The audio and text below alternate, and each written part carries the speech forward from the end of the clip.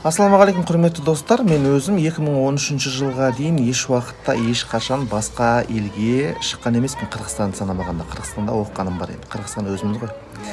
Бірақ та сол қызық мағлұматпен сіздермен бөліскім келіп тұрғанын мен айтатынмын бұрын. Мен қашан бір шетелге шығуға ақша жинаймын, сол кезде ең бірінші қажылыққа барам немесе умраға барам. Одан кейін барып басқа елдерді аралап қыдыратын боламын деп. Аллада қаласа соны естіп қойдым, ең алғаш өмірімде бірінші рет қажылыққа бардым, умраға бардым 2013-те. Одан кейін барған елім мемлекетім Турция. Енді карантинде жататын жеті нәрсе қарап жатырмыз ғой. Сол кезде мынау қыдыру мәселесін қарап жатқан кезде бір қызық мағлұматқа жолықтым, бірге тамашалайық оны. Американдық Dreammaker компаниясы әлемдегі ең қымбат саяхат түрін ұсынып отыр. Ұшақпен әлемнің 20 қаласын аралайтын бұл саяхаттың бағасы 13 миллион 800 мың долларды құрайды екен. Бұл ақшаға компания жеке бір ұшақтар арнаған. Boeing 767 ұшағымен ерке саяхатшы өзімен бірге 50 таныс тамырын ілестіріп алуға құқылы. Қаласа, жалғыз өзі ақша берсе болады.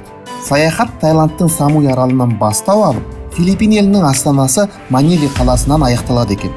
20 күнге созылған сапарда саяхаттаушылар 50 мың километрді артта қалдырып, Камбоджа, Непал, Үндістан, Франция, Ұлыбритания, Испания және тағы басқа елдерді аралап үлгереді. Саяхаттаушылар ішетін 50 дана 18 қаратты алтыннан жасалып бриллиантпен безендірілген коктейльге арналған салонкалар, яғни қазақша айтқанда трубочкалар, 1 миллиард долларға бағаланып отыр. Бұл енді кішкене артық кетушілік сияқты. Бүгінге берілген мағлұматтар осы. Кешіріңіздер, ұмытып барады екенмін. Турдан түскен 1 миллион долларды қайырымдылық істерге, яғни садақаға жұмсайды екен. Бұл істер үшін кәдімгідей сол миллион долларды өзім алатындай қуанып қалдым. Алла істеріне береке берсін деп айтуға бұл жерде бола ма, болмай ма, оны тағы да көре жатамыз.